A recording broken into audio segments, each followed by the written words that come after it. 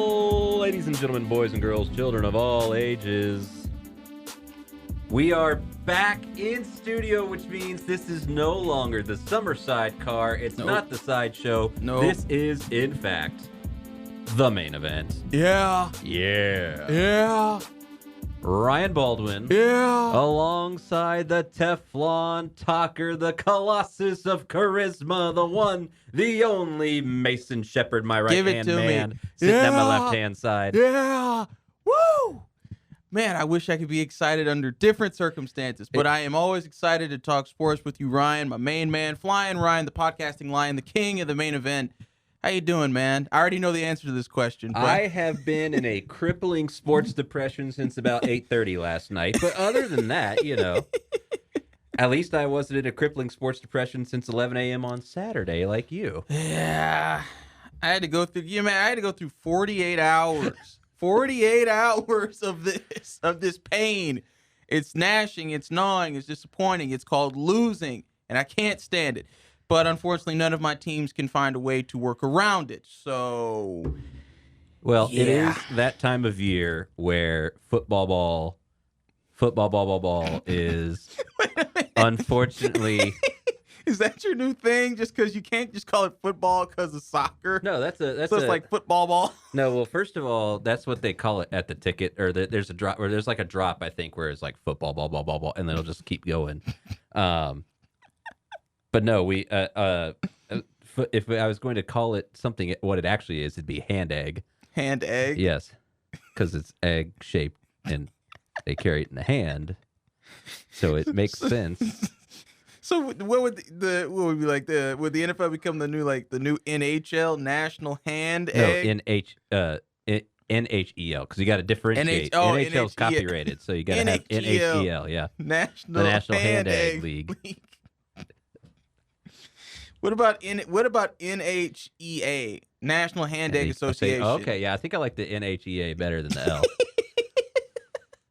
I think we're onto something. We're onto something. Yeah, the name will never be changed, but it's good enough. Speaking of good enough, let's talk about the opposite of that. Okay, so yes. Well, you can hold your sign until we get to the Cowboys. We got to cover college. So you're good on that end. Let's start with the NCAA, and I know right away that you were in absolute pain as a UT fan. You see, it's not even. Here's why. Was UT supposed to beat Bama? No, because realistically, unless your name is Georgia, A&M on occasion, which makes me sick to my stomach to say, and that's about it. Or LSU, beating Bama is, you shake the magic 8-ball, it says no every time. But the thing that impressed me, I got to talk about what impressed me first. That defense, Texas was not afraid of Bama. And Texas held Bama to 19 points. Because, let's think about it. 20 points. 20 points, right. Wrong team. I wish you just held them to 19 and we had 20. But held them to 20 points. Now, how many schools can you say that have held Bama to 20 points total? Now, don't get me wrong. I know that, I remember, what was it? LSU held Bama to 10 points one time? Yeah, it was like a 10-7 game 10 to 7 like that. So moral victory out of the way and them doing that. I will now call this the Alabama curse, because this is the second time, not the first time, but the second time our starting quarterback, who could have, I want to exaggerate and say slice that defense up like Swiss cheese, but this is Bama, so I have to be careful. But a quarterback who could have proven something to Bama got knocked out of the game. First time, the national champion, Colt McCoy, against, I think it was Greg McElroy, and Colt McCoy got taken out. I think it was a shoulder injury too. So it's like Bama takes out our quarterbacks, and then we have to flounder, which is great. It was disappointing just because the problem with what Texas did in that game, especially on when they got the drive down there and they kicked the field goal, everybody was like, yeah, and I saw Bama fans defeated, and I was like, Bama fans, why are you defeated? There is a minute 52 or 42 left. There's no reason for you to be defeated. There is literally plenty of time left on the clock. And sure enough, when you have perhaps the only two-time Heisman Trophy winner on your team, because he's probably going to get it again, When you have the potential 2-time Heisman Trophy winner on your team, that's like having Aaron Rodgers, which we will get to that in a minute. That's like having Aaron Rodgers or Tom Brady, more apropos, with like a minute left in crunch time. Anything can happen and anything can go down. So there was too much time left. And, a lot of people, like my dad and I were texting throughout the game, and a lot of people will be like, oh, yeah, when they let Bryce Young run, that's when we lost. No, that's not when we lost, because, of course, if they got one more first down, we were done.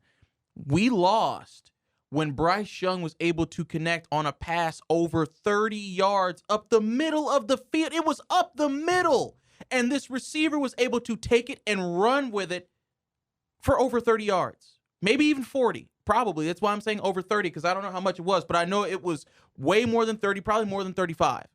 Up the middle of the sideline is one thing, because in college football, if it's on the sideline, at least you're going to be leaning more to like a certain angle. You know what I'm talking about. But it was right up the middle of the field, which meant the field goal position was going to be right in the middle of the field. It wasn't going to be to the left, wasn't going to be to the right. He was slightly a little bit, but he was still pretty much, there was no hope that Texas was going to block it or he was going to miss it, because it was 33 yards basically in the center. There was no surviving that.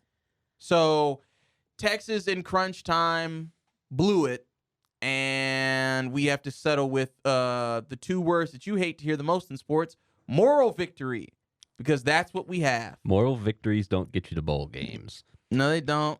But, okay. And obviously there's going to be people that go, well, it should have been a safety, and it should have been roughing the passer, and yeah, I get all that.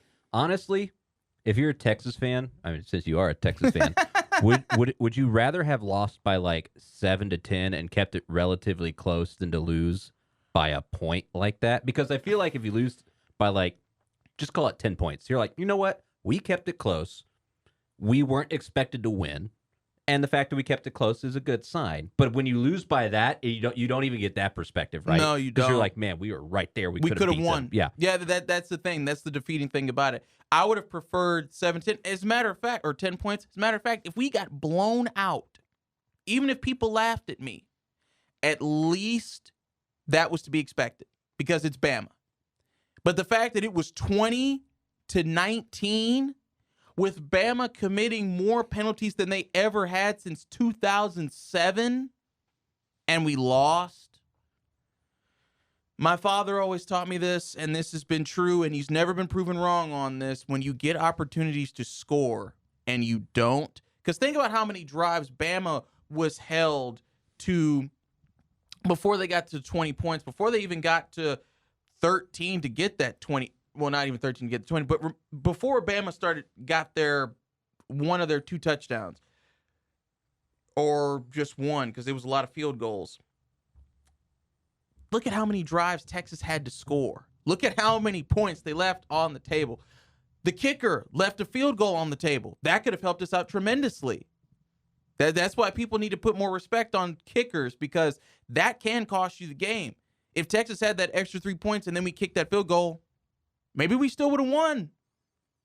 Yep. But, it's hard to even take this. It's the only reason you can take this as a moral victory is because we shook Bama up enough to where they were playing undisciplined, and that we got Nick Saban to get frustrated, and that at the end of the day, for the people who were going to laugh, they can't laugh because it was 2019. We could have beat them, but as far as there's pros and cons to everything. Those are the only pros. The con is it's a loss in our record book. We lost on national television. Our game was a woulda, coulda, shoulda, and it was a disappointing loss that shattered Longhorn fans' hearts around the world. But it made Aggies and Sooners and whoever else really hates us, it made them really happy. Well, speaking of people that hate you being really happy, Texas A&M ended up being really unhappy as we just go through the rest of the big time. I'm always happy to hear that. Losing to Appalachian State 17-14. I'm always happy to hear when an Aggie's unhappy. So my parents and now my youngest brother, who's a freshman at A&M, I was privy to the group chat going on between. And let me tell you, the meltdown that was happening in the group text there was probably akin to the meltdown that was going on across Austin and UT, which, by the way, even though you lost, apparently you still did well enough to move into the top 25. I figured that. I wonder when the last time an unranked team has moved up into the top 25 after a loss. I'm going to have to do some research on that because that's an interesting. I don't remember the last time I've seen that. I think it's happened more. I think it's happened a good amount of times, but I can't remember off the top of my head either. You've jumped A&M. A&M dropped to 24. But yeah, A&M, the offense was terrible. Everybody was talking. My parents and brother were all saying, fire Jimbo. I'm like, okay, well, yeah, Well, don't you love that about college fans? It's immediately fire someone. I mean, granted. Well, it's not like you can release any of the players. No.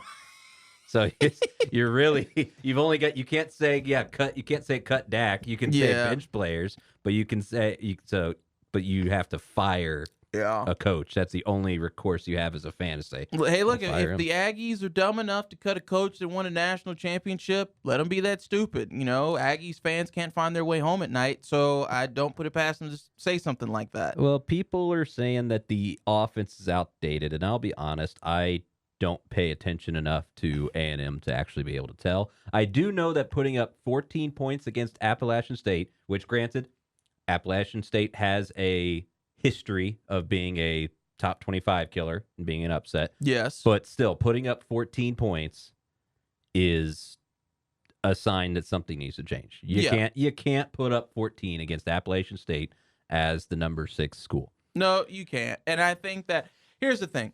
I think that when you look at these games, especially if they're just viewed as tune-ups, okay, so here's the thing, and I'm not even trying to do my normal thing where I rib on the schools that I don't like for cultural reasons. I'm being serious.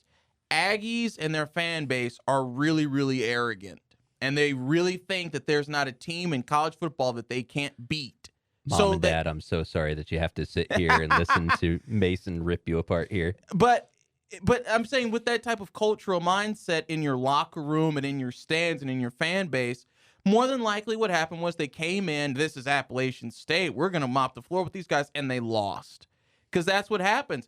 I can be honest, Texas has been beaten by small schools before. So, we even got beaten by a small school in our conference. I say small school, it's Kansas, it's not a small school, but you know what I mean. Mm-hmm. We've lost to them. So it's one of those things where when you have this perspective that, this team is Appalachian State, Wyoming State, even though I don't even think that's a school, whatever, we are going to run through them, then you end up losing.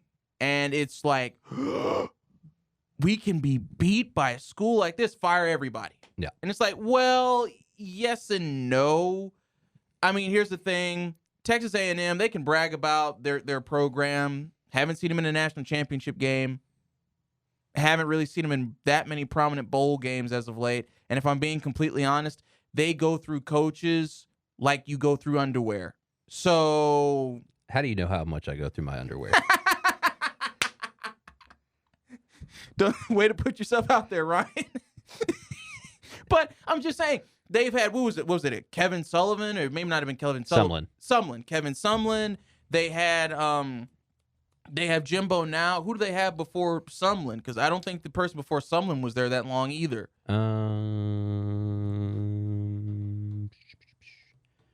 Good thing we have the power of the internet, so we can just look this up whenever we feel like it. Okay, so Jimbo, then Jeff Banks was the interim between Sumlin and Fisher. Then you had Mike Sherman. And then Dennis Francione. I think that's how you pronounce Francione? it. Yeah, Francione. You got to make sure you get the question mark at the end. Francione? But yeah, so, Kevin Sumlin was 5 years. Yeah. Sherman was 4 years. Yeah. Francione was 4 years. So that takes you back to basically 2000. Yeah, so it's like they've had many different coaches there. And so, maybe you can say the play calling is the problem and it's outdated. But here's the thing. They weren't saying this, and you have to keep this in mind. Were they saying this last year? Because didn't A&M beat Bama last year? Mm-hmm. Were they saying that it was outdated then? Were they saying that it wasn't up to date then when they were winning? Man, and here's the thing. He been the coach since 2018. In 48 games, he's 34-14. But the problem is you're in the SEC and he's 21-12 in the SEC, which is still not bad. That's when you look at the teams you play. Yeah. But that's the problem with college football, right? Is that for a lot of teams, unless you make it to the CFP, who cares, right? Yeah. Because otherwise you might end up in the Gator Bowl or the Who Cares Bowl or the St. Mary's or the Broken Arm Bowl, and it's all these bowls, and you're like, oh, great, now we're playing Western Michigan, and you're like because of the inflation of bowls, the significance of getting a bowl spot has gone down. Oh, without in a my doubt. opinion, without a doubt. So therefore, for bigger schools with bigger name programs, not getting in the CFP is a failure because nobody cares about the Cheez-It Bowl. No, and I if you want to talk about college football as a whole, that is something in the realm of professional sports, including pro wrestling, that is something that has become, bowl games in college football have become, in my opinion, the most devalued asset, or not even asset, but just the most devalued, I guess you'd call it, entity in my opinion, in sports. I'd put All-Star games All-Star games, yeah. But bowl games is pretty close. Bowl games pretty close. Just because, you're right, All-Star game is number one. But the bowl games, like you said, nobody cares about those anymore. Think about how big the Orange Bowl and the Sugar Bowl used to be. They were very those big. were marquee matchups, and now they're kind of like, people forget they exist because they're just part of the college football playoff. Yeah, I also think with that, okay, and I hate to say this, but this is the truth. The way you keep and I learned this from wrestling, the way you keep something valued is not only the way you present it, but by who has it. In sense of a title. Look who's been in these last few major bowl games. Sure, you got your Goodyear, the Cotton Bowl, you got that stuff where usually the big teams are, but look who's been in the Orange Bowl, look who's been in the Alamo Bowl, because the Alamo Bowl used to even be a big deal. Yeah. It's not really anymore, because you're getting Kansas State, A&M, who beat A&M too. So it's one of those things where it's like, that's why a lot of people want this expansion, which I think is happening anyway. It's going to be by 2026. It could come as early as 2023. Yeah.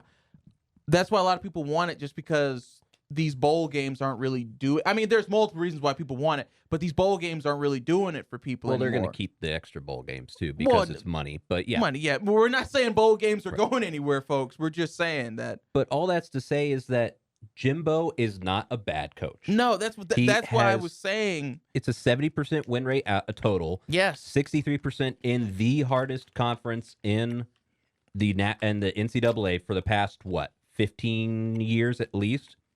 Because I know, like, around maybe the early 90s, the Big Ten was still pretty big when Nebraska was actually a good team, which, by the way, Nebraska. That was more Big 12.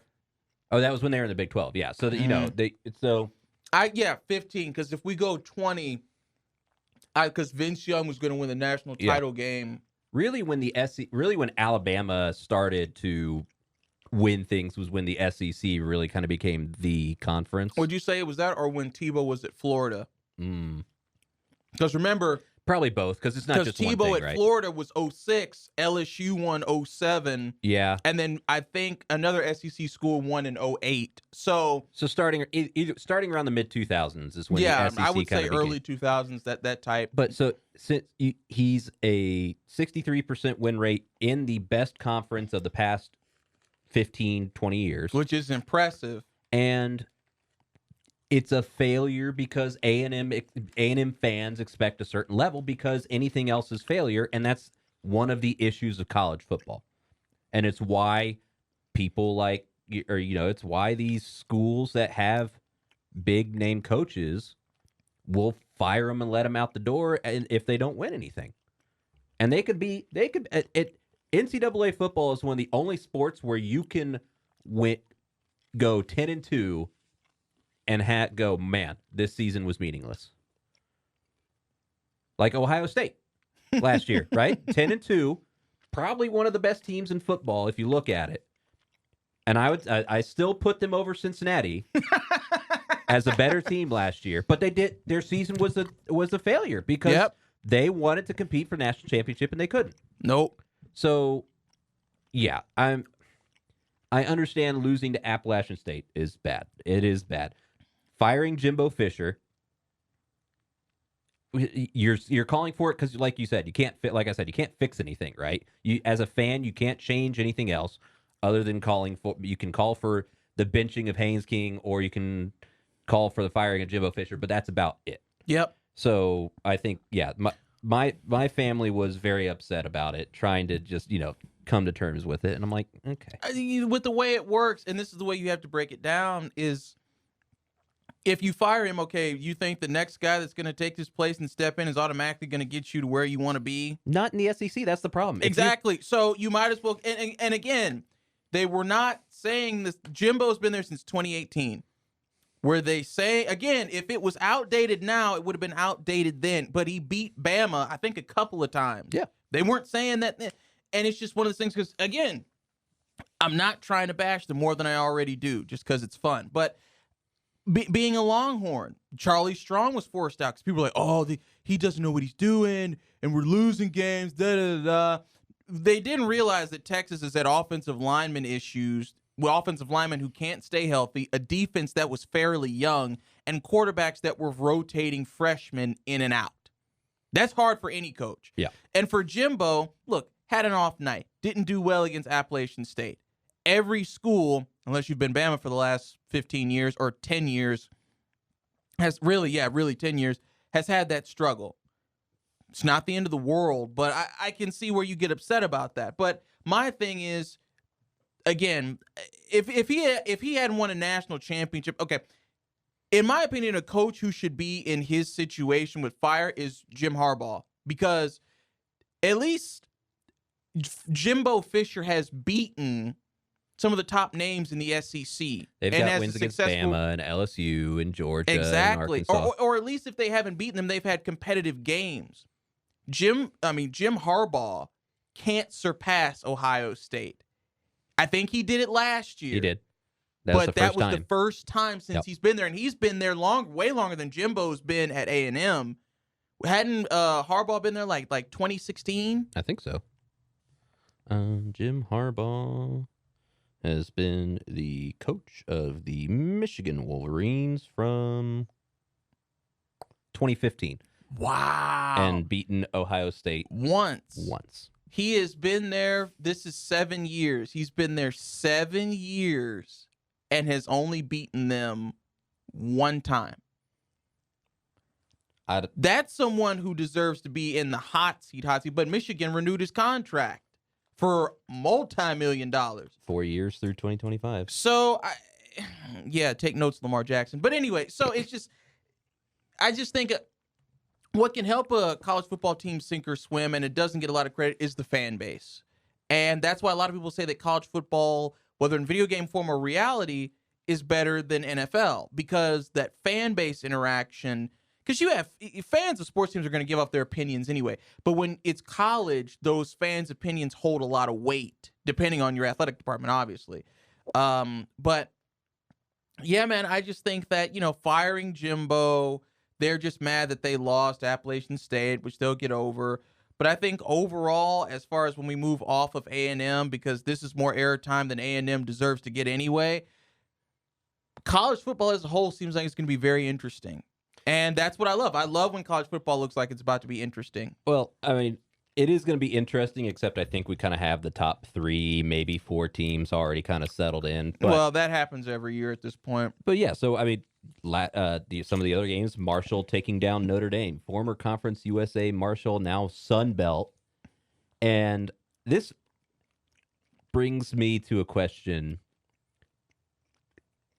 Is Notre Dame the most overrated team year in and year out for the past 5-6 years? I would say yes, because with Notre Dame, you have this team that everybody talks about as being a symbol of excellence. And they have not shown that for the last, what would you say, 7-8 years? I have not seen a Notre Dame team. Let's be real. The only reason they are even competitive in that top 10 year in and year out is because they start there, right? Yep. If you're looking at this Notre Dame team at 15 to 20, They might not even be in the top 25 after this week. Like, they've had 2 bad losses. In fact, are they even in the top 25? No, so they are now out of the top 25. But you ranked them number 8. Purely on the fact that they're Notre Dame, even though Notre Dame hasn't done anything in the past 8 years. Nope. I don't get it. I really don't. I think they're the most overrated team of at least the past 5-6 years. I know when Manti Te'o was there, they had like competing for championship caliber teams. But even then, Notre Dame was never going to overcome a Clemson or overcome a Bama or even a Georgia. Yeah, so they have survived way too long on their predecessors' teams, and I'm glad that they're finally out of the top 25 because they definitely don't deserve to be in there after their first 2 losses. Baylor dropping to BYU, I thought was a little weird. Did take 2 overtimes. One thing people don't understand about BYU, that school's tough, man. Like, it's not a bunk school. Brigham Young University is actually very competitive football-wise, and it has put players into the league. Taysom Hill. Yep. So don't sleep on BYU. Aren't they going to become part of the Big 12 at some point? Yes, once all the teams realign. And once that happens, BYU to me, and I know because we got beat up by them in like a few years ago, being a Longhorn, but BYU to me is that school that when they reach the Big 12, watch out, man. They're going to start really garnering some attention because that school is very much could be a contender. Not like they're going to beat Bama or anything, but like they could make some waves, man. That school is not a pushover whatsoever to me. And speaking of not pushovers, you went with the most overrated. I think the most underrated to me, I'm going to be honest, I'm going to go Ole Miss. I think Ole Miss is a team that has a lot of talent. And I think like for the last few years, they've shown, okay, we can beat Arkansas, which, good God, if we can go back to overrated, why is Arkansas in the top 15? Why? Arkansas? Good. Yes, like weren't they like 15 this weekend? They are 10 now. Oh, God. They beat Cincinnati, who was ranked at the time, which, again, that's another one where I'm like, okay, the whole core of that team that made that team good is gone. So ranking them at 23 was ambitious. And then they beat South Carolina. Okay. Then they'll have Missouri State and have dates with A&M and Alabama. So then you'll really see what kind of team Arkansas is. If they can spell team. But I think Ole Miss is a very underrated team. Florida lost. Number 12, Florida lost to number 20, Kentucky. And I was not sold on Florida, mostly because I wasn't sold on Utah being number 7 when Florida won. That's what being in the Rose Bowl will get you. So the fact that they moved up 12 and then were immediately beat by Kentucky, I was like, okay, that just shows that the first few weeks of the college football rankings are all over the place. Yeah, and I haven't been sold on Florida, and I hate to say this, but unfortunately, this was the last time they were national championship level. I haven't been sold on Florida since Tebow was there. The only other upsets were Washington State over Wisconsin. Wow. Big Ten, I mean, again, once you get towards that, like, 15 through 25 this early in the season, it's all kind of, like, nebulous because there's not enough actual data for you to look at. And you're just kind of throwing darts at a dartboard, I feel like, most of the time. And you're like, oh, yeah, Wisconsin's usually pretty good. Okay, yeah. And then Texas Tech came up with a double OT win over 25 Houston. Tech off to a good start. Good. That's a team to watch. That won't last long. We'll see. I love Tech because that's where my dad went for law school. My mom went and she grew up there. Shout out to my folks. But at the same time, Tech's not going to go anywhere that far. We'll have to see how they do in Big 12 standings. But yeah, that kind of wraps up most of the games, the big games from the past weekend. The AP Top 25 as it stands.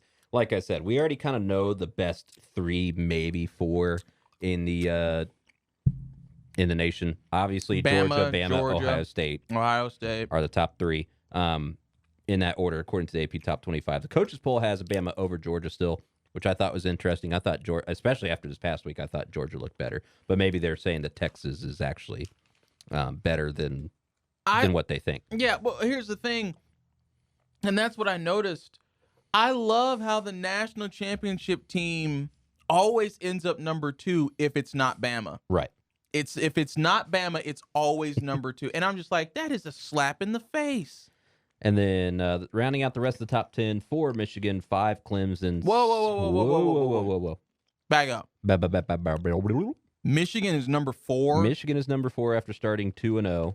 Based off of how they did last year, which is one of those things that I hate about. They will not be there long. Well, they've beaten Colorado State and Hawaii. That's nothing. They've beaten nobody, but because they were and that's one of the things I hate about these rankings. But again, I get it. You got to start somewhere. But yeah, once they hit, so they've got a stretch where they play Indiana, who's been known to upset. First they play Iowa. Why? Oh, I had Hawaii on the brain. They play Iowa, who's been known to upset. Indiana, who's been known to upset. Yes. Penn State, Michigan State. Yep. And then they've got a 3-game stretch of small fry before they finish off the season with Ohio State, which I think will probably be another massive, massive game. It always is. Because, yeah, I mean, that basically determines who represents the East in the Big Ten Championship as well. You know, with the way I see it, it's weird how they can, because of the bowl games they went to, they're number 4, but the national champion gets ranked number 2. Yeah. That's so funny to me. 5 Clemson, 6 OUs. Whoa. Why is Clemson number 5? They didn't do that well last year. Because it's Clemson, man. It's the same. My God. It's the Notre Dame thing all over again. No. They've beat Georgia Tech and they've beat Furman. They play Louisiana Tech next, and then they won't play a ranked team until Wake Forest, which Wake Forest is one of those teams that always sneaks in there. Yeah, Wake Forest at the bottom. Wake Forest and Duke are just and Vanderbilt. You can't count them out. Yeah, those ones always sneak in towards the bottom of the top 25. Wait, Clemson plays Louisiana Tech. Ryan, I've in Shreveport with my family. I've driven past Louisiana Tech's, their actual stadium, their field. It looks like a high school stadium. It's not impressive whatsoever. Neither is the team whatsoever, except in their conference, because I know the LA Tech Bulldogs have put people in the league. Well, but La Tech is traveling to Clemson, so. Oh, so they get to touch the rock. Yeah. Dwayne Johnson's going to be there? Hey, he's everywhere these days. Might be. Dude, so I thought, going back real quick to the Bama-Texas game, I was doing tickers at the ticket for my shift was during when that game was coming on, and we were all kind of looking at it, and the hosts were going, no Matthew McConaughey sighting, and I was like, man, I bet he comes out full Dwayne Johnson style from Thursday Night Football, where he's like, all right, but no, he was he there? I don't think he was. Sure, I thought for sure Matthew McConaughey would be there. He had to be. Because wasn't Kevin Durant there? And yeah, I think Vince Young has to be there. This is the biggest game Texas has had in years. And anyway. Matt always shows up for the Oklahoma game, though. 6 Oklahoma, 7 USC, which, look out, Lincoln Riley. 8 Oklahoma State, 9 Kentucky, which I don't think that's going to last very long. And you never know, man. 10 Arkansas. Oh, gross.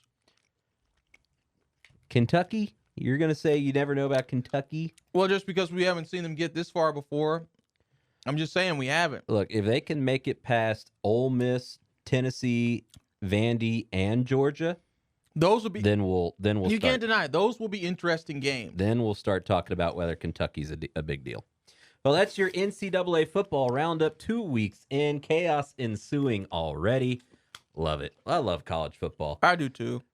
We'll take a quick break. When we come back, though, we'll go through all the other NFL games except for the most painful. Don't go anywhere, because this be the main event. Boom.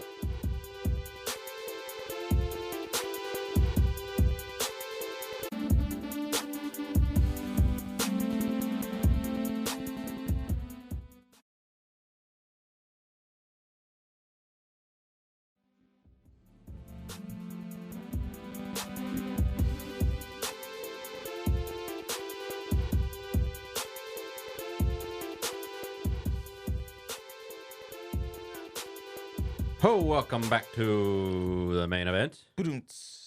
Ryan Baldwin still here with the one, the only Mason Shepherd. There is only one and only of me.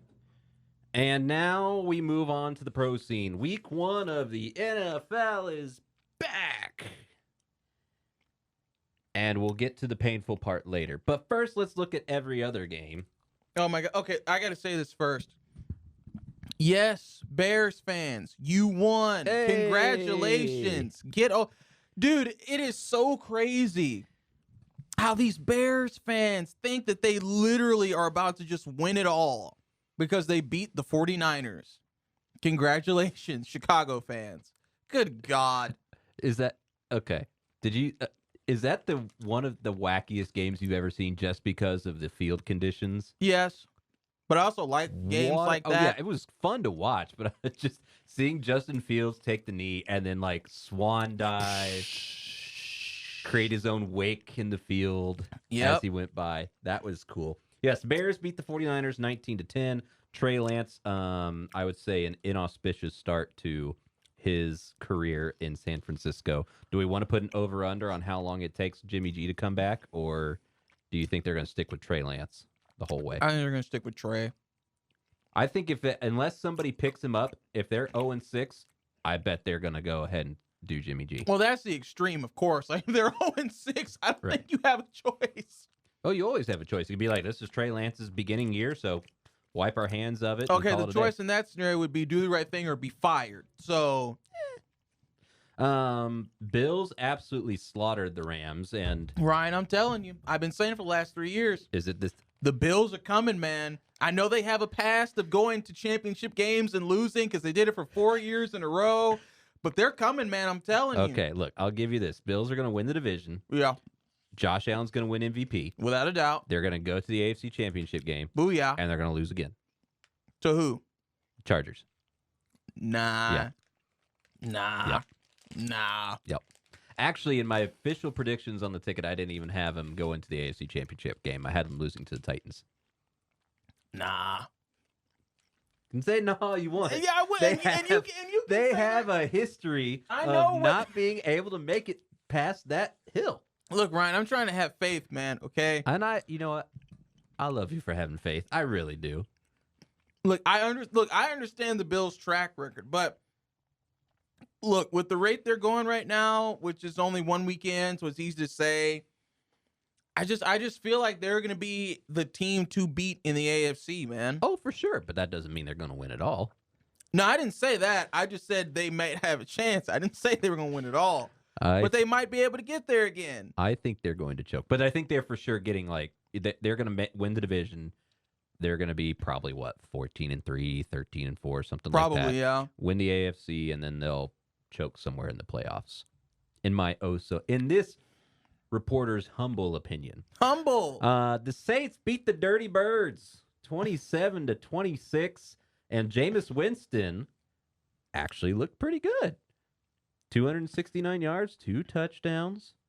Jarvis Landry showing he can still get it done. Did you see that? 7 receptions for 114 yards.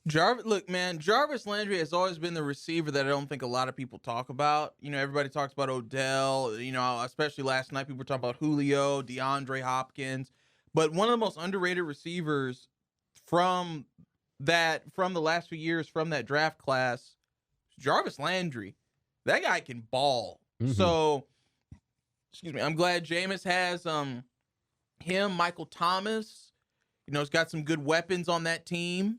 And I think that Jameis is going to show people that beyond being vulgar in a library, stealing crab legs when you don't have to, and whatever other legal personal situations he's had to go on, you guys know what I'm talking about. Oh, my. I think he's going to show that, or eating hot dubs where he literally eats his fingers. I think that Jameis Winston is going to prove that he can be a leader and can be a top-tier quarterback. Now, will he be able to do this successfully? We'll see. But at the same time, kudos to them. I mean, the Saints, you know, people want to talk about Cowboys fans. It's Saints fans that always say this is our year, and it never is. Steelers beat the Bengals 23-20 in overtime. What about that Joe Burrow first half, man? Man, that was... So I saw this stat. 16 of the last quarterbacks to lose their Super Bowl debut never made it back to the Super Bowl. That's frightening. So as a starter, they've made it back as like a backup. But that's frightening. So, Jimmy G so far has not made it back. Nope. Jared Goff. Yep. Matt Ryan. Yep. Cam Newton. Yep. Colin Kaepernick. Yep. Rex Grossman. Yep. Matt Hasselbeck. Yep. Donovan McNabb. Yep. Jake Delhomme. Yep. Rich Gannon. Yep. Kerry Collins. Yep. Steve McNair. Yep. Chris Chandler. Yep. Drew Bledsoe. Yep. Neil O'Donnell. Yep. And Stan Humphries. Yeah. All of those guys never made it back. So that's the interesting one where it's like, okay. What's going to happen does Joe Burrow make with it Joe back? Cool? With Joe Shiesty? Look, first of all, this was a wacky ending. 2 missed field goals in the overtime period. And this was the game where it's like, oh, man, football's back and I love it. Right. At least before Sunday night, that was the game. I was like, yes, this is the game. This is football. This is the game that gets me hyped every week. Or the type of game that's like, yes, football is back. Now, as for what it means, TJ Watt out for possibly the season with a torn pectoral muscle. If it requires surgery, he's donezo. Yeah. I think the Bengals will bounce back. I don't think Joey B is going to have that bad of a season overall. No. And I know people were trashing Lyle Collins, the former Cowboys lineman, because he was getting wrecked. But he was also going up against TJ Watt. And I'm like, okay, you know what? Yeah, because we have talent that's up here that Dallas could have had, might I add. And we got the talent that's like. And I think Lyle Collins is serviceable, but I'm not expecting him to hold off TJ Watt for an entire game. No, not a chance. And, I think that when it comes down to it, especially for Joe Burrow, and especially really for the NFL, a lot of the curses, quote unquote, that happen in the NFL kind of get proven right. Because the Hard Knocks curse hasn't really failed because the teams that have been on Hard Knocks that season, they don't go on to win anything, and they don't. The what is it? The Heisman curse. Yep. And the Madden curse. Madden cover curse. Yeah. And they've all been proven right. Well, speaking of Hard Knocks, segues into our next one. The Eagles defeated the Lions in a much closer game than I thought it was going to be, 38-35. I thought the Eagles were going to run away with it, but no, the Lions, I mean, they're starting to build something over there. And boy, DeAndre Swift, 15 carries for 144 yards. That kid's got talent, man. I'm telling you. That kid has talent. He just has to find ways, and they discussed this on Hard Knocks. In order for him to become the running back that everybody talks about, he's got to be more comfortable running over people, running in between the tackles. He can't be the running back that linebackers think fear them because every time he sees them coming up, he lets them tackle him, or he runs out of bounds, or, he's got to be able to hit those holes and run some people down, man. Run some people over, get a touchdown, get a first down, make a play.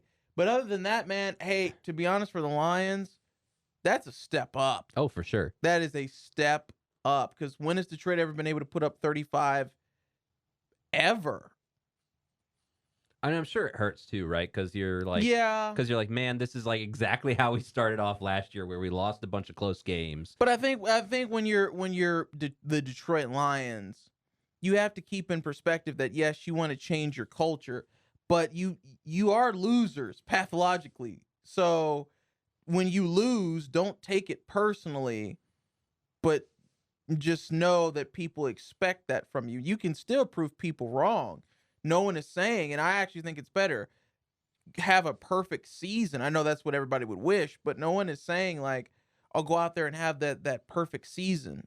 But at the same time, with Detroit, it's like, when you lose, because you're going to lose, learn from it and try to, keep your team sharp and your skills sharp to where you can recognize the mistakes you made so that doesn't happen again. Because if they approach it, which I don't think Dan Campbell will, but if they approach it like, oh, man, we lost. Well, we're the Lions. We always lose, whatever. Like, if they approach it with that type of culture that they've had for so long, what's the point? Nope. The next up was, I thought, the most surprising result. The Dolphins beat the Patriots 20-7.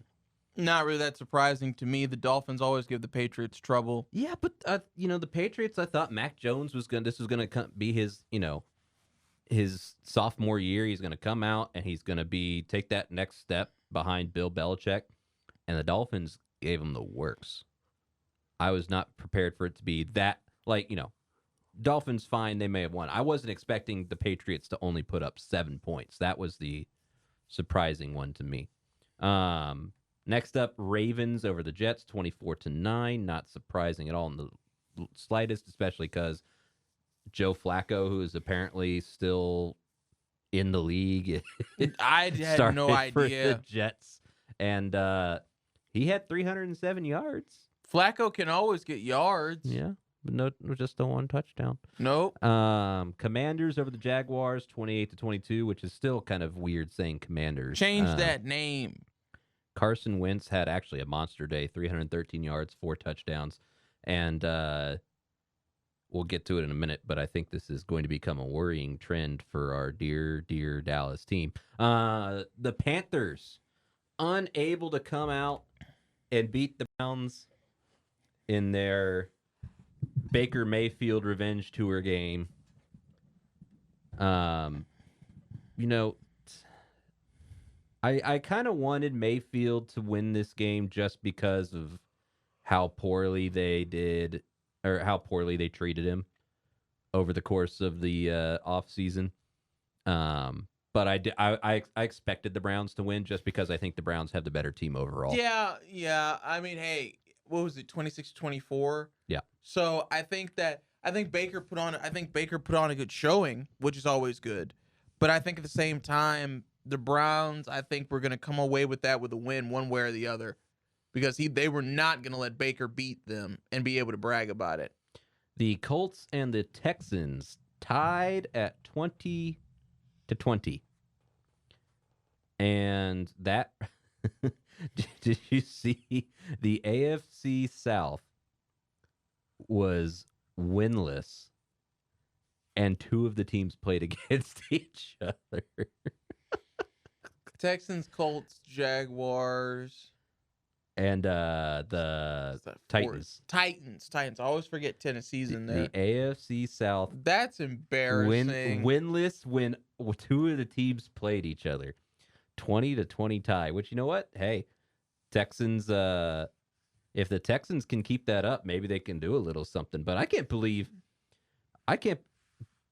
it was only because of a late game comeback by the Colts too, right? Because if you look at the Colts stats, Matt Ryan, 32 of 50 for 352 yards and a touchdown. Jonathan Taylor, 31 carries for 161 yards and a touchdown. Michael Pittman Jr., 9 receptions for 121 yards and a touchdown. If you just look at the stats, you're like, wow, they won that game by country 20 mile, plus. man, yeah. like they killed them. But they scored 3 points through the first 3 quarters and had to score 17 in the last quarter to tie the Texans. That's a Matt Ryan team for you. The New York Football Giants beat the Tennessee Titans. The Coach Dabble with a 2-point conversion to go for the win in his opening game. Pretty steel, big, hefty, you-know-whats to go for 2 in your very first game for the win. Yeah. I mean, I think, I'm not going to lie, and I would never say this with Jen here, but I am kind of worried about the Giants, and I'm worried about the Eagles too for Dallas. Oh, we'll get to all that in the next segment once we get to the good stuff. Oh, that's great. Vikings over Packers. That was another kind of surprising one. That one I think was the one that shocked everybody. But I think when you look at it from last year, think about how much Aaron Rodgers relied on Devontae Adams. True. And he's no longer there. I think that was one of those ones where it's like, he didn't, and he came out and said it right during the offseason. Like this is one of those ones where if the Packers don't make the playoffs and don't win the divisions, you look back at the offseason and go, okay, Aaron Rodgers basically took a dump over all of his receivers, and then there's no chemistry. Nope. And they're like, oh, I wouldn't want to play for him anymore after that. Vikings absolutely trounced him 23-7. Justin Jefferson is still a bad man. 9 receptions, 184 yards, 2 touchdowns. Chiefs over the Cardinals. I was really hoping Kyler would do a little bit more. And the Chiefs 44-21 over the Cardinals. I think it's safe to say that missing Tyreek Hill did not slow him down very much. No. Was that a pun? No. Missing Tyreek Hill won't slow him down as much? No. It wasn't an intentional pun, but I'll take it. Thanks for pointing that one out.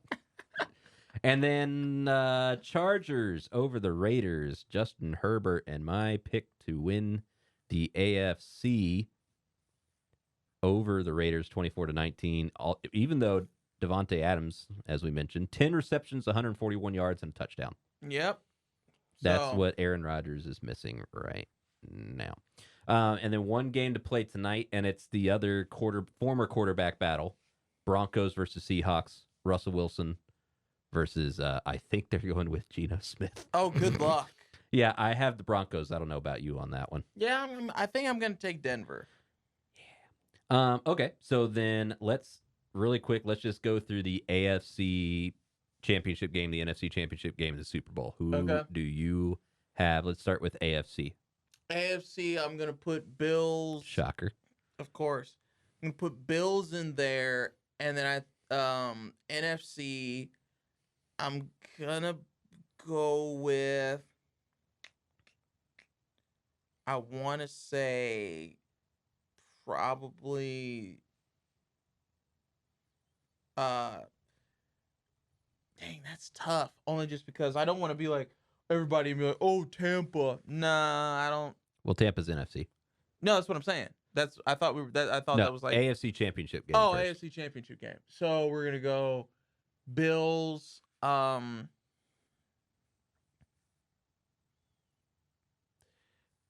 would say probably we're gonna go Bills, Chargers on that one. We're gonna go Bills, Chargers. Mm-hmm. We're gonna go Super Bowl. Put Bills in the AFC slot. Then we're gonna go with NFC Championship game. I do think Tom Brady will make that again, and I think that I hate to say this, but I never want to count him out, especially after an embarrassing loss.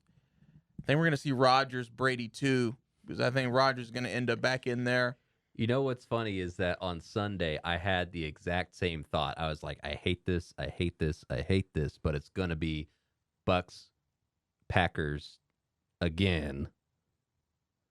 Now I'm not so sure, but I did. I'm not going to go back on my prediction from Sunday. Right. So who do you have for Bucks, Packers? Bucks, Packers. Bucks. So you have Bucks, Bills in the Super Bowl, and you're going to go with? Bills all the way. The Buffalo Bills. Yeah, so my picks on Sunday before all the games were I had Bucks versus Packers as well in the NFC, and then I had Chargers versus Titans. Okay. With the Chargers winning. So I do think we both agree that Brady's going to get to the Super Bowl. Again. But he's going to be put out in his place by some young hotshot quarterback. The only question is it Justin Allen or Justin Herbert? With Justin Herbert, right? I think that, in my opinion, he's the guy that he's not overlooked, but I think he's the guy we're talking about, like future face, like who's doing things. He's the guy who's really doing things. And I think that it's not going to be easy facing the Chargers at any capacity. But I think that that's your choice. I think that's a good choice to make. And I will say this. If it comes down to it, I will be happy because Herbert hopefully will get a ring in that scenario. Well, we will take another quick break and then come back as we have one more upsetting game to discuss. Don't go anywhere. The main event will be right back.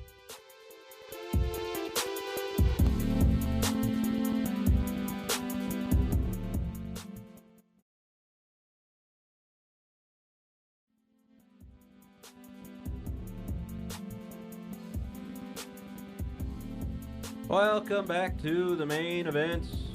Yeah. Ryan Baldwin still here with Mason Shepherd. You know it.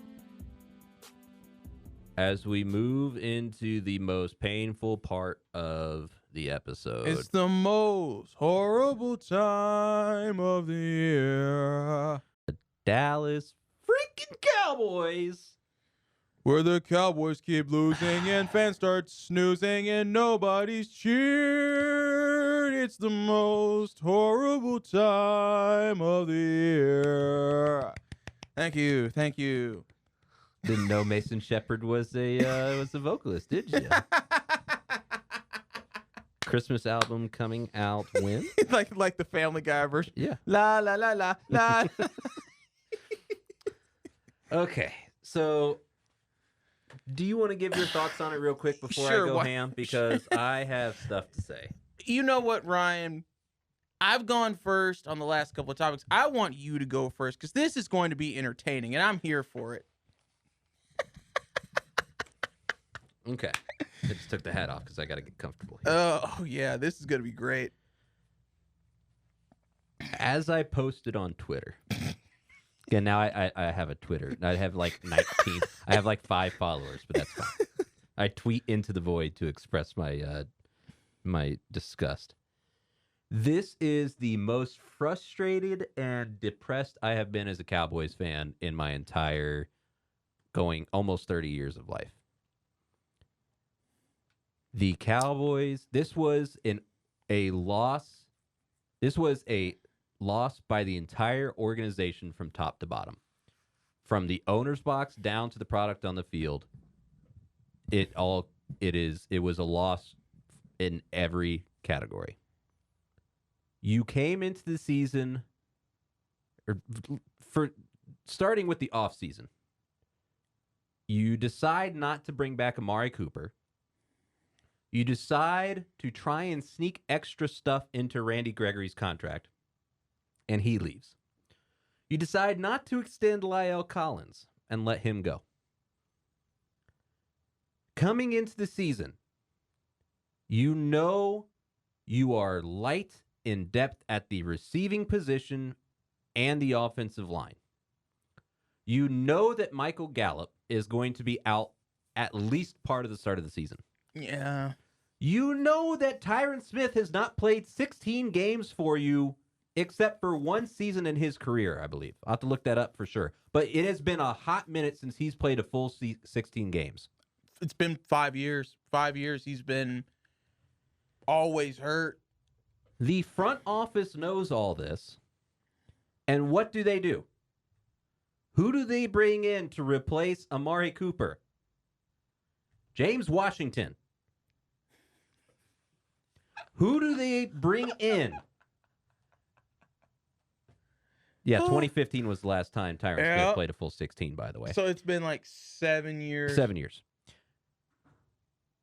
Who did they bring in to replace Randy Gregory? Dante Fowler. Okay, that's not extremely bad. Fowler has been a critical point on both Jacksonville and Atlanta. He's been a warm body on the last few years. Yeah, he's at one point, sure. Yeah. The last few years, he has been a warm body on the Atlanta defensive line. Wow. Who did they bring in to replace La'el Collins? They drafted Tyler Smith, but he was never the plan to replace La'el Collins. He was going to play guard and going to go out to tackle, which you had to speed up because, of course, Tyron Smith went down before games even started. Yep. Who did you bring in to add to your depth? Nobody until you signed a 40-year-old Jason Peters before week 1. That's just the start of it. And I'm not even going to hold that as excuses for the game because if you look at Tampa Bay, they had 3 first-time starters on the offensive line, and they had a guy go down injured. Chris Godwin played like a quarter and a half and then went out. Russell Gage was still a little gimpy. They had Julio Jones, but Julio Jones is like the Jason Peters equivalent in terms of age when it comes to receivers. He is well past his prime. And they still found a way to get it done. The coaching staff ran 2 trick plays on the first drive. One of which was a loss of yards, one of which went no yards. And do you know what that tells me? That tells me that we are so desperate to get points on the first drive because we don't have confidence in our game plan and our players to just score regularly. We are so desperate to score on the first drive and get an early lead that we're going to run 2 trick plays on the opening drive. You have no confidence at all in your squad from a coaching perspective. From an offensive coaching perspective, one of the biggest issues we had as a team last year was penalties. What reared its ugly head again yesterday? More penalties. What did that do to your game plan? Zeke was actually decently effective when he got the ball, which was surprising and good to see. But you could never run him consistently because of penalties and because you would be in these situations where you have to throw the ball. So your coaching perspective, loss. We already talked about front office, loss. Coaching, loss. Players. The defense was actually good. I will give them that they were actually solid. Yeah, did they give up 19 points? Sure. There's a lot of teams that would have won by holding the other team to 19 points earlier in the week. Yep, especially when it's the Buccaneers. Bama won 20-19. All you need is 3 touchdowns. The Cowboys were the only team in the NFL, 1 game to play, to not score a touchdown. Joe Flacco and the freaking Jets scored a touchdown in their game. And the Cowboys could not get a touchdown. Dak looked bad accuracy-wise, decision-wise. He was 14 of 29 for 134 yards, only 1 touchdown, but really should have been at least 2 or 3. Our receivers, besides CeeDee Lamb, which, by the way, CeeDee Lamb is not a wide receiver 1. He has flashes of brilliance and then will drop 2 or 3 straight that hit him right in the hands. And by the way, he's not the only receiver to have 2 or 3 go right through their hands. Multiple drops. So not all on Dak on that less than 50% passing percentage, but some of them were. Terrible decisions to throw it in 2 and 3 man coverages, like double, triple teamed. And you're sitting there going, why are you throwing that? Yep. There was you could tell that there were plays where there's a complete lack of communication. For example, where the right defensive end goes untouched by Tyler Smith and Tony Pollard to sack Dak. Untouched. Nobody even looked over there. And I was not bought into the Cowboys before the start of the season. I'll say that. I had the Eagles winning the division, and I thought the Cowboys may slide into a playoff spot. Now Dak is out for 6 to 8 weeks. So you're going with Cooper Rush or Will Grier. And I don't see... Getting Michael Gallup back does not fix your problems. Yeah, he's a deep threat, but who cares if your quarterback can't hit anybody and if your receivers are dropping footballs and if your offensive line is doing little Olay blocks and looks like a professional bullfighter trying to get out of the way of an oncoming bull. Wow. The offense is not built for... The offense, I think, has always been run first into play action. That's where Dak shines, is when he can get play action and a little bit of extra time to throw the ball. A receiver bites up. Like, that's what made him so successful, apart from actually having a decent line. But that's what made him successful in that first season when him and Zeke were on the same team in their rookie years. Zeke was such a big deal that play action was much more effective. You can't do that now because of penalties. You can't do that now because of the offensive line. This offense is complete garbage now. And it wouldn't bother me so much if it wasn't for all this facts where we're looking at this team from the offseason going, we are objectively worse than last year. Yeah. Coming into this year. There's no doubt. There is no doubt about that whatsoever. There shouldn't be. And we have cap space. We have the most cap space in the NFL right now. We have $20 million in cap space available. $20 million. We have the means and the motive and the opportunity to go get players, and we've done nothing with it. And this may be the straw that breaks the camel's back. I'm born and raised Dallas, but why should I care about a team where the owners do this kind of crap and they put up with a coach who runs freaking mojo drills trying to get the team together? And, oh, by the way, maybe if this is the kind of performance they're going to put up in week 1, maybe the starters should actually play in the preseason. Maybe. Because we looked like garbage and we looked inconsistent. Maybe get them some reps in the preseason and stop protecting them if they're going to go out and crap the bed on week 1. This was just so much of a kick in the crotch as a lifelong Cowboys fan who does not remember. Like, my dad has 2 times the good old days to look back on. He can look back on the 70s and he can look back on the 90s and be like, oh, yeah, those were the days. Those are Super Bowl wins. I don't remember any of that. You know what else has happened in Dallas, by the way, since the last time the Cowboys won the Super Bowl? The Mavs went to the finals twice and won once, and then went to the Western Conference Finals last year. The Dallas Stars have been to the Stanley Cup Finals 3 times, won once. The freaking Texas Rangers, yes, they lost in the World Series, but they went back-to-back years. The Cowboys have not even sniffed anywhere near that in the past 25 years, at least. I can't handle this anymore. I can't. And I'm like I said, I wasn't bought into the Cowboys being, oh, this is our year. I knew it wasn't. But there's a difference between it being our year and actually playing like you give a crap. So that was last night. I'd agree with you, just playing like they don't care. I'll say this. I am very, very hurt by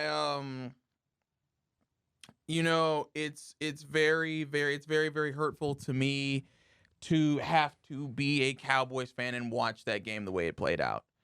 I think that we are, by all intents and purposes, not ready. We're not ready. No. And I think we showed more often than not that when you give Dallas time, they're going to waste it. Look, our offseason is always usually the worst because we don't put it, in my opinion, we don't put in the time and the effort that everybody else does. It's not about a Hard Knocks. It's not about a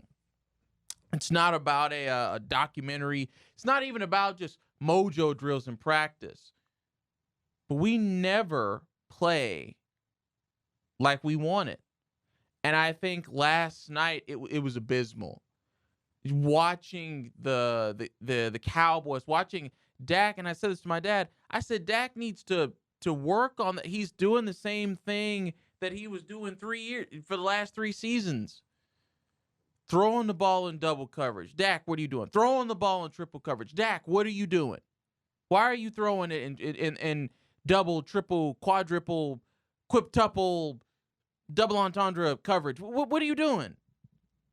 And it was embarrassing to see that. I knew when the first 2 passes get tipped, I was like, okay, if he throws another one and it gets tipped, it's going to get picked.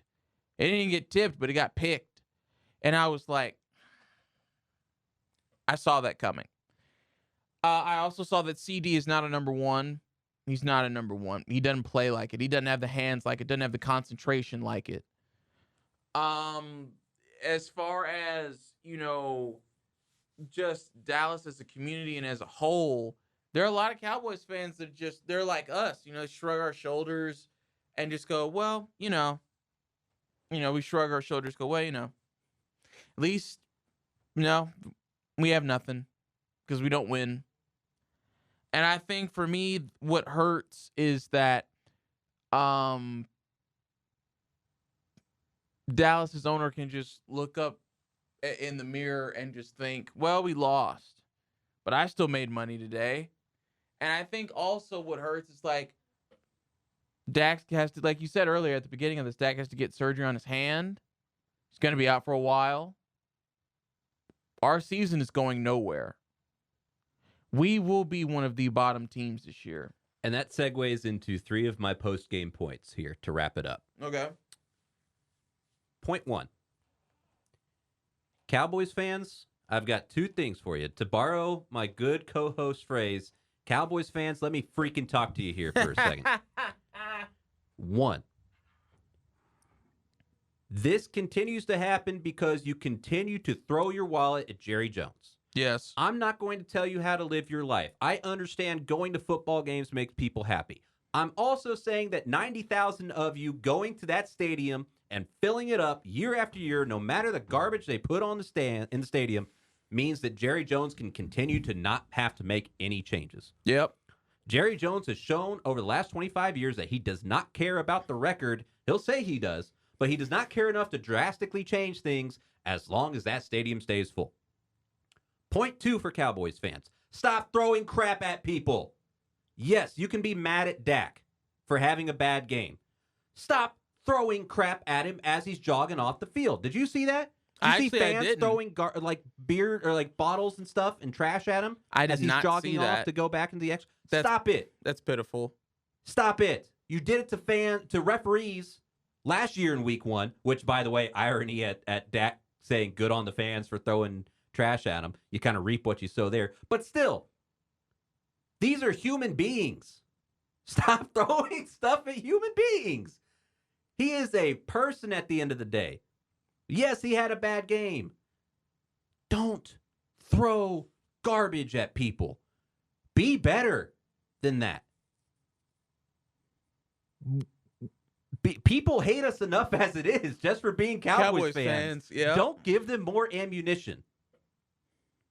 And finally, Dak's out 6 to 8 weeks. Rumors are flying about Jimmy G and this quarterback, that quarterback. Leave it. Forget about it. Whatever happens this season happens. You want to know why? Because this is also part of the reason we're stuck in this mess. Is because we will do decently enough to get into the playoffs, have one playoff game, and we lose. The only difference between us and the Giants at that point is one extra game. That's it. Except the Giants get a better overall pick. We cannot continue to build what we need with the 22nd overall pick in the draft. We got Tyler Smith. Tyler Smith was decent last night. We could have gotten a lot better with a top pick. With a top 10 pick. Don't go get Jimmy G. Leave it. If it's Cooper Rush, Will Grier, whatever, and leave it. And you know what? If the Cowboys end up actually being better, fine. Whatever. If they end up making the playoffs, fine. But don't start giving away the farm because as it stands, based off of last night, we are not a team that is going to compete for anything. No. So don't go giving away the farm for a emergency solution like Jimmy G that's not going to be helpful in the long run. Because again, is Jimmy G going to take us to the Super Bowl? No. Is Dak going to take us to the Super Bowl? I don't think so. So really what you'd be doing is you'd be giving away stuff for a temporary solution until Dak gets back for nothing at the end of the day. Because again, we'll end up with a 22nd overall pick and we'll get some middle of the pack guy when we need a top tier lineman, receiver, something. So that's my freaking Cowboys rant. I can't believe I have to watch 16 more games of this crap. But that's the price of doing business in Dallas, I guess. Anything else you want to add? I think you pretty much said all that there is to say on that one, bud. Okay, good. And again, fans, come on. Stop throwing stuff at people. Did your parents not raise you better? If you have kids next to you when you're throwing stuff, what have they just learned? That it's okay to throw beer cans and stuff at a quarterback because he didn't play well? God, be better. All right. This is the main event. Sorry that we had to end on some crap like that, but oh, that was so therapeutic though. I feel a great weight has lifted off my shoulders. That was entertaining. You know, you may not be a wrestling fan. You cut good promos. That was entertaining. Yeah, if you ever need a promo cut for the Teflon Talker, let me know. Oh yeah, 100%. That was entertaining. All right, well that's been the main events. We are back in the studio. We'll be doing this every Monday afternoon, getting to post up at KNCU. Thank you so much for listening. For Mason, Shepherd, and Ryan Baldwin, this is the main event. Signing off. Boom.